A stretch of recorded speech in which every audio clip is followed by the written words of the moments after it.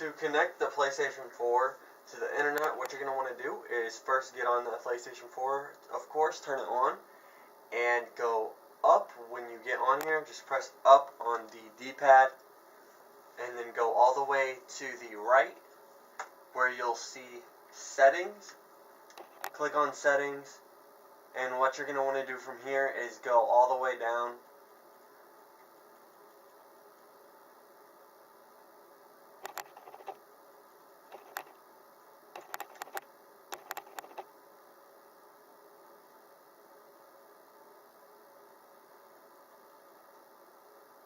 Once you click on settings, you're going to go down to network, click network, and go to set up internet connection. So if you didn't see that, it said set up internet connection. Use Wi-Fi or use a LAN cable if you have an Ethernet cable directly connected to your PlayStation, in which case you wouldn't need to do this. So we're going to click use Wi-Fi.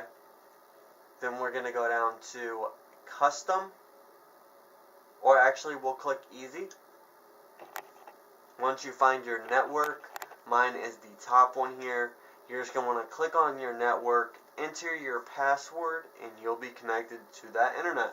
And then it will check your internet connection for you, verifying that you are on the internet, of course, and not disconnected for some reason.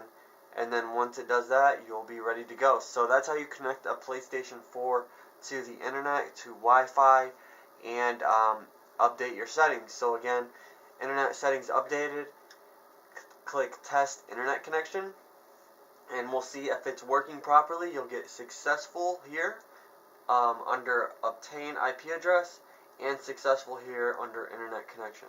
So thank you guys for watching. If you enjoyed the video, like and subscribe, and I'll see you.